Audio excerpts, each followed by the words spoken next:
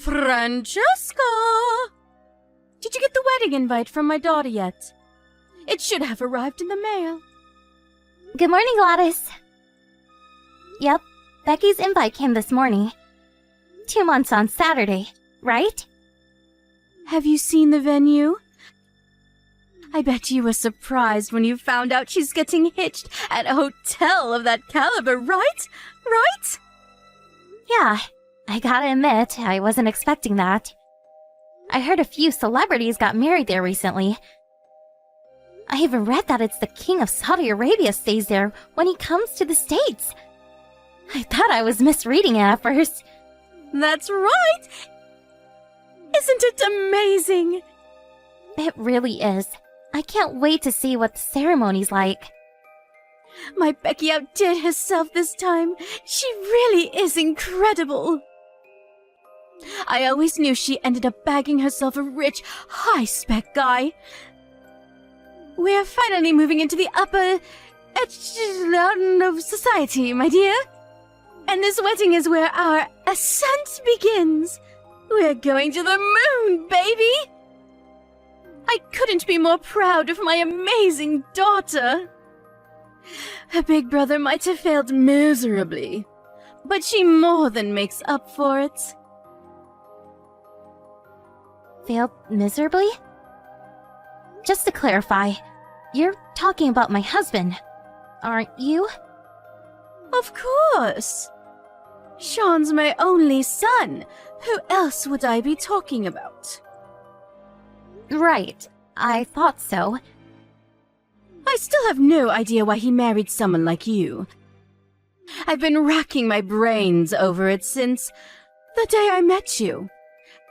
And I've accepted that I'll probably never understand. Love makes people do the craziest things. Lovely. Thanks for that.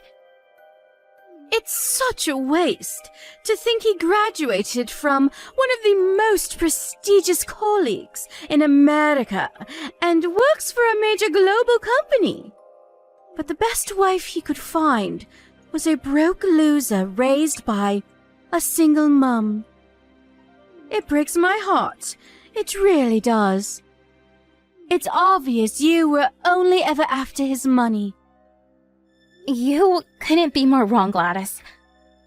I love Sean for who he is. I'd still be his wife if he worked at Walmart. The money is incidental. I'm sure Becky feels the same about her husband, too. I wonder. You may be too wet behind the ears to have realized this, but women tend to be more calculating than men. Not that it's wrong for money to be a priority when choosing a partner. That's not a gender thing. It's a human thing.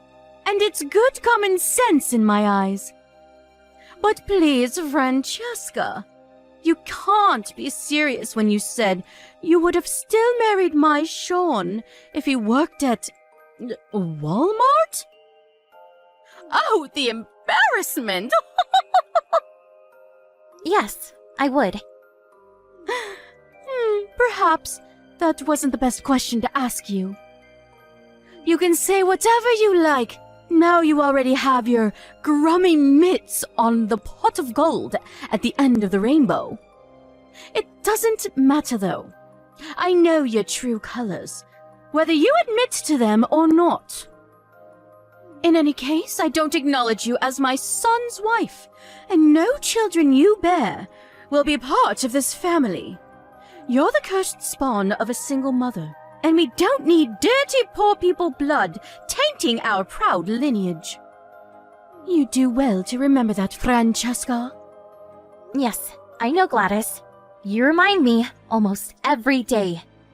But what's wrong with being raised by a single mom? I know tons of great people who grew up without one of their parents. Everyone knows people raised by single mums are bad. Vulgar, crude people. And it's best to stay away from them and their ilk whenever possible. Now, I understand we are where we are, and that you can't help it. But you could at least go to the effort of not looking like you were dragged up from the gutter. You look more like you belong in a sleeping bag on the street than in Holy Communion with my son. And don't even get me started on your unfortunate face. Your features scream poverty from a mile off. My family, on the other hand, our faces give off an air of refinement and sophistication. Anyone would think we were aristocrats from the way we look. You're a filthy peasant at the genetic level. Oh, I almost feel sorry for you. Imagine being cursed with that face not even a broke single mother could love. People probably cross the road when they see you coming because they think they're about to get robbed or catch malaria. That's enough. Stop talking about my mom. Oh dear, is someone angry? Do forgive me. I didn't mean anything by it, darling. You know how me and you love to tease each other. Still, though, no kids after 3 years of marriage? Forgive me if this is inappropriate, but is there any chance my son's fed up of looking at your brute face every day? Gladys, this level of rudeness is totally uncalled for. Please, stop. Oh, don't be so dramatic, dear. I told you I don't mean anything by it. It's just a bit of playful teasing. It's true, though, isn't it? Can he even bring himself to look at you anymore? Take a chill pill. Careful, dear. All that stress will make you even uglier. Sorry, I have to go. I'm on my way to your mom-in-law's house now. Ah, yes, of course. You're due to see the old hag today. Be a darling and say hi to the old hag from me, would you? That is, if she hasn't kicked the bucket and started decomposing already. Oh, I'm counting on you to change your diapers, dear. Gladys, it's about your mom-in-law. It doesn't look like she's gonna be able to make it to Becky's wedding. Oh, really? Why not? Is she too embarrassed to be seen in public with her urine bag? Jesus, Gladys, was there any need for that? I'm pleased, though. It'll be a nicer day for everyone without that loudmouth interfering old hag there to bother us. Her body might be falling to pieces, but unfortunately, her mind is still sharp enough for her to be as irritating as ever. She's constantly on my case about something. I prefer to keep our meetings to a bare minimum. She's done so much for you, Gladys. How can you speak about her like this? Why is it so hard to show some respect? She's done so much for me, has she? Please, don't make me laugh. All she does is send me money. It's hardly like she goes out of her way. She'll be lucky if she even lives another 2 weeks. What use is that money to her? It's only right that I get it. I'm fit and healthy, and can put it to far better use than she can. This is your husband's mother we're talking about here. What's your point? Should I prostrate myself before her and thank for existing? My husband's dead. Why should I still have anything to do with her?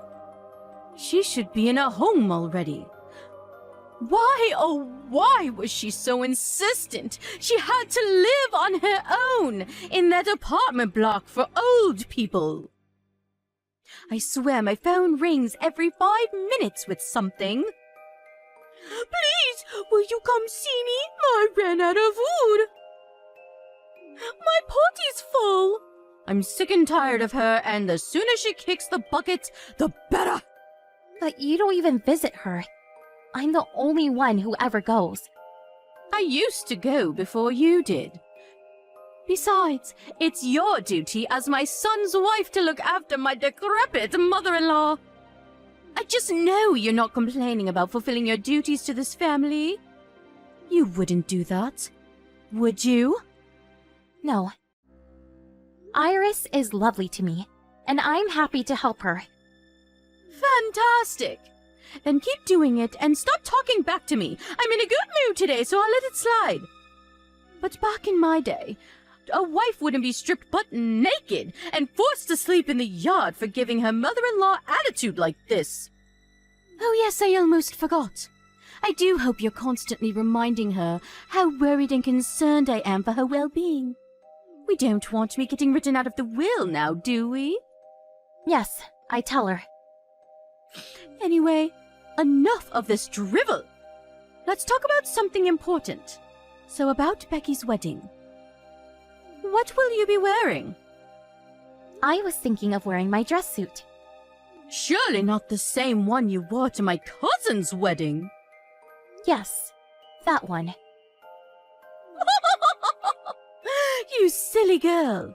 We're moving up in the world now. You can't wear that shabby pile of rags to this wedding. I advise you throw it in the trash where it belongs and get a hold of something respectable. Besides, it's a wedding, not a freaking business meeting. A woman your age should be wearing a proper dress. A dress? Okay, got it. I'll arrange something before the wedding. I imagine you'll probably rent something. But you better not show up wearing any cheap crap. We have a reputation to uphold. Trust me that people at this wedding know cheap when they see it, as do I, obviously. I'll never forgive you if you embarrass us. If you do rent, make it something expensive. Can you imagine the shame if my son's daughter showed up in a cheap pile of rags? We'll never live it down. Do not embarrass my daughter on the most important day of her life. I won't. It's easy enough to say that, but I mean it. You better not disappoint me, Francesca. You have the dress sense of a Nigerian tribesman. So I can't help but worry you'll come in something ridiculous. Relax, Gladys. I'll look the part. I promise. The last thing I want to do is embarrass Becky on her wedding day. I suppose I'll just have to take your word for it. To be honest, I'd much rather you didn't come to my daughter's wedding at all. But she insisted on having you there. You're lucky. She's a lot more tolerant towards poor people than I am. Right. Becky's great. She's always been kind to me. Her husband's family are of excellent prodigy, too. They have records of their ancestry going back to medieval Europe. They even have a coat of arms. Does your family have a coat of arms? What am I saying? Of course it doesn't. Anyway, I digress. Don't let us down, Francesca. If you show up in something cheap and tacky, I can assure you, you'll be the first taxi home. I don't care what Becky says. Hello, Francesca. Thanks for showing your face at the wedding today. Did you leave yet? Yes. I'm on my way to a place that specializes in dress cleaning. Hopefully I can get there soon enough for it not to stain. Oh, don't be silly, dear. It was just a splash of beer. You're such a drama queen. A splash of beer?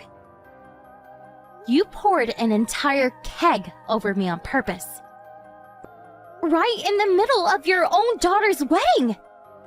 There's no justification for what you just did. You're horrible. There we go with the over-exaggerations again. It wasn't on purpose, dear. I just slipped is all. Actually, I think I might have gasped in shock when I saw that cheap piece of crap dress you were wearing and spilled some beer on you by mistake.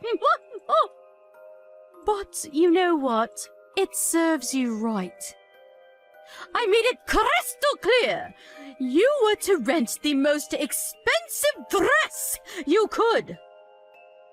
This is what you get for ignoring me and showing up in peasant wear. You broke your promise. I didn't rent it.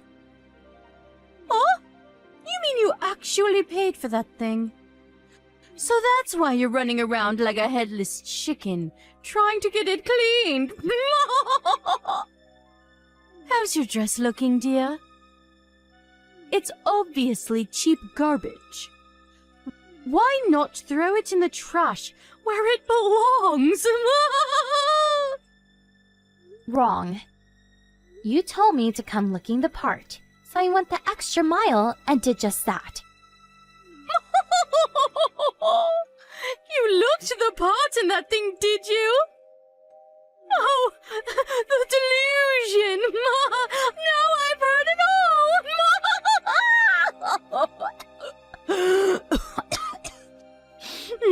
Go on then, tell me, how much did it cost? 100? Oopsie, my mistake. I forgot that $100 dress would count as high class to you. Gladys, I borrowed that dress from your mother-in-law. It's worth over $10,000. Excuse me? The reason I'm rushing around like a headless chicken trying to get it cleaned is because it's not mine. I borrowed it. I can never afford a dress like this. My mother-in-law? You borrowed that dress from Iris? Yes, exactly. I see. Is it okay?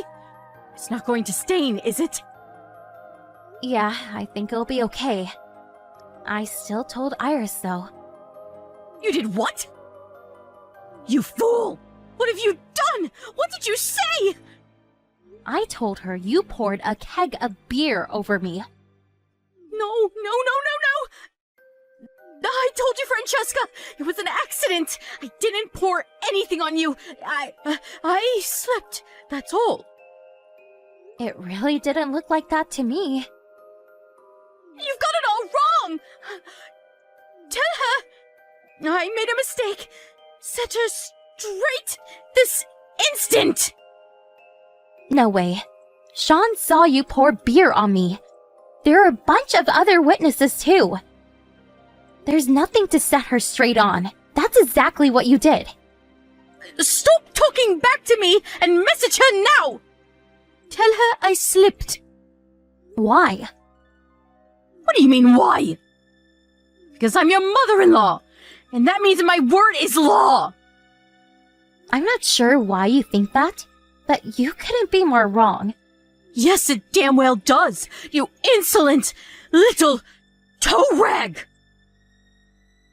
You should be more grateful to me. I let you marry my son despite the fact you were raised in poverty by a single mother. That's funny. I seem to recall you telling me you don't acknowledge me as Sean's wife almost every day. You still got married, didn't you? That means I allowed it. You know, this whole situation used to bother me, but I'm at peace with it now. Whether you acknowledge me or not makes no difference. I'm done stressing myself out trying to achieve the impossible. You don't get to decide to stop trying to win my approval, Missy! Anyway, forget that. Hurry up and message Iris. Tell her I didn't do it on purpose. I'll make my son divorce you if you don't. Francesca, are you there? There's something I'd like to discuss with you, if that's all right with you. Is now a good time? Sure, what is it? What do you want? I want to apologize for what happened with your dress at the wedding. I thought I may have slipped by mistake. The fact remains that you got beer on your dress due to my carelessness. I was in the wrong, and I'm sorry. I see. So, do you think you could maybe find it in your heart to forgive me? I feel awful. I accept your apology. But this isn't a matter of me forgiving you or not forgiving you. Huh? Why not? I don't understand. You pouring a keg of beer on me at the wedding was just one instance of bullying and an endless harassment campaign against me. An endless harassment campaign? I'm not sure Other than the dress incident, nothing comes to mind. I don't remember doing anything else to you. Of course you don't. No one likes to think of themselves as a bully. I'm sure you don't remember any of it. But I remember everything. Are you talking about me not acknowledging you as my son's wife? Oh, look! So you do remember. You justified it all to yourself because I was raised in a low-income single mother household. Or because you don't like my face.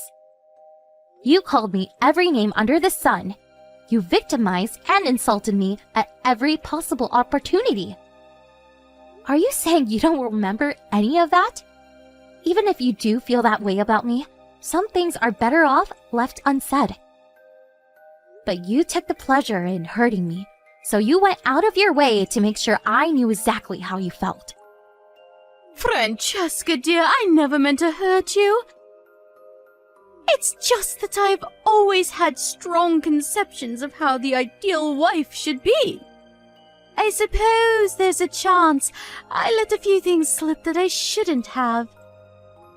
When I thought you were meeting the standard, but that's all, I swear. Did me being raised by a single mother, or not, being as beautiful as this perfect daughter-in-law had in your head, cause you problems somehow? Well, it's not that you caused me problems per se. So it is fair to say you treat me like crap for the sole reason that you don't like me? Because that's what it sounds like. I'm so sorry if I felt like I was treating you that way, sweetie. I promise that was never my intention. I'm just a straight talker, that's all. I'm like that with everyone. It's nothing personal. I never tried to hurt you on purpose, not once. Really? It's funny. You say you're like this with everyone, but you're always super polite and reserved when your mother-in-law's around. Like butter wouldn't melt. It's almost like you're a different person. Despite the fact you speak about her with nothing but malice and contempt behind her back. Old hag this, decrepit old that. It seems pretty obvious to me that you're not so straight talking with everyone. And you know full well who you can get away with treating like crap and who you can't. Wait, did you tell Iris I said those things? Is that why she cut my money off all of a sudden? Nope. You really think I could tell her something so horrible? Don't get me wrong. I think she has a right to know. But she'd be so crushed I could never bring myself to do it. Wait a sec. Are you apologizing to me because Iris cut your money off? Oh dear, it's not like that, I swear. I'm apologizing because I feel truly awful about everything I've done, Francesca. I'll never utter a negative word about anyone from now on. Can we just, all get along? You make me sick. You wanted nothing to do with your mother-in-law until now. You spoke about her with hatred and contempt and forced what should have been your duties to take care to her onto me. Now she cuts your money off and you're suddenly nice as pie. Whether you apologize to me or not makes no difference to how she feels about you. Why not? Because she knows what you really think about her. Huh? She might not know what you say about her behind her back, but she told me she's had a feeling you hate her for a long time now. Think about it. She's been giving you money every month for years now. In spite of that, you literally never visit her, and you keep contact to an absolute bare minimum. Don't you think that's a little messed up? How could it be messed up? You're my oldest son's wife. Looking after my mother-in-law is your duty. I'm hardly a spring chicken anymore, dear, and looking after her isn't light work. It makes far more sense that someone young and sprightly like yourself do it. You were sprightly enough to go on holidays and to concerts with the money she gave you. Fine, you win, okay? I'm the bad guy. Please, will you stop attacking me now? I won't be able to get by without that money from my mother-in-law. My husband's not around anymore, and his inheritance is all but gone. I heard he left you a lot of money. The fact it's almost gone can only mean you wasted it all on frivolous crap. Francesca, please, I'm sorry for everything. I accept I'm in the wrong. There's no excuse for treating you the way I have. I'm sorry I was so mean to you. I'll never do it again, I swear. I apologize from the bottom of my heart. I'll even start looking after Iris again. Please, will you talk to her for me? She'll listen to you, dear. Will you make her see sense? But she has seen sense, Gladys. That's why she cut off your money. As for me, I want nothing more to do with you. Sean and Becky told me they're happy for me, never to speak to you again, too. I'm done putting up with your crap and doing everything you tell me. Don't be silly, dear. How is never speaking to me again going to work? Are you just going to blanket me at every birthday and Christmas? What about weddings and funerals? Let's be mature adults about this. I'm cutting off all ties with you. And not just me either. Sean and Becky said they want as little to do with you as possible from now on. What? My own children? No, this can't be happening. They both warned you countless times to stop bullying me. But you ignored them every time. It went in one ear and out the other. They're at their wits' end with you, Gladys. You left them with no choice but to cut you out of their lives. Sean saw you pour that keg of beer over me at the wedding with his own eyes. And he said he'll never forgive you as long as he lives. Oh, this again! I apologized for that! Speak to him for me, please! I'm telling you, I'm sorry here. We're way past apologies now. You bullied, victimized, and harassed me ever since me and Sean got married. Whenever I came to visit, you made sure everyone else got to eat delicious, warm, freshly cooked food, while I got a cold plate of leftovers. I remember you even put trash on my plate once. You insulted and belittled me to no end whenever we talked over text. You even treated your own mother-in-law with contempt. I'm so sorry. You're right, I crossed the line. But I see the error of my ways. Please, darling, I'm begging you. Won't you have a word with everyone and convince them to give me another chance? You're the only one who can help me now. I'll acknowledge you as my son's wife and a part of this family. I'll never be mean to you or anyone else again. Like I said, too little, too late. Whether you acknowledge me or not makes no difference. Even if you told Sean to divorce me, he wouldn't listen to you. I realized a long time ago, I don't need the approval of the likes of you. No. How am I supposed to get by on my own? You have no idea how much I needed that money for my mother-in-law. My pension and what's left of my husband's inheritance aren't just going to cut it. I'm begging you, please give me one last chance. At the very least, please convince Iris to forgive me. If you're well enough to do things like go on expensive holidays and bully me, you're well enough to work. I advise you put that energy of yours to more productive use from now on by getting a job. I no longer acknowledge you as my family. So I'd appreciate if you stop thinking me as your daughter-in-law. Gladys messaged me countless times with groveling apologies after that. But she was annoying me, so I blocked her. I hope I never see her again for as long as I live. Sean and Becky told me they got a bunch of groveling messages begging them for money when she realized her mother-in-law was cutting off the financial support she'd been sending every month. But needless to say, being completely sick of their mother's disgraceful behavior, they both refused to give her a cent. I heard Gladys, begrudgingly, found part-time work after realizing it was a choice between either that or homelessness. But Becky told me she messages her every day complaining how hard it is and lamenting the soul-crushing despair and loneliness of her new life and her hatred towards herself for creating it. Of course, there was a time when I wanted nothing more than to win Gladys' approval. She is my husband's mom, after all. But that changed the moment I heard her talking about her aged mother-in-law like garbage. I accepted that sometimes there are people it's better not to have their approval of. And my life has been a whole lot easier ever since. My efforts to win her over were in vain and caused me nothing but stress.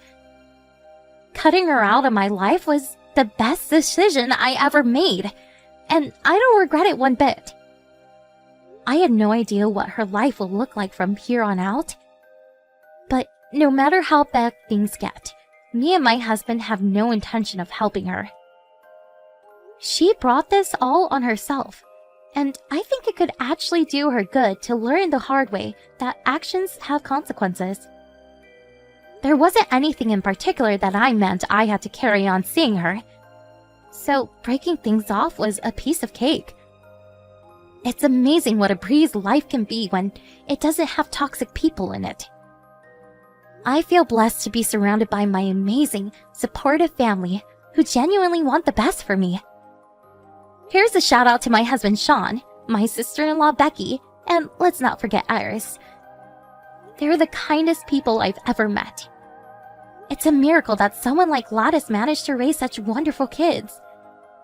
I want to dedicate my life from here on out being there for all of them, now and forever, through thick and thin. That's my idea of happiness. I want our lives together to be full of smiles and laughter, overflowing with kindness and consideration, because love is what makes the world go around. Whatever you do, guys, don't be a Gladys.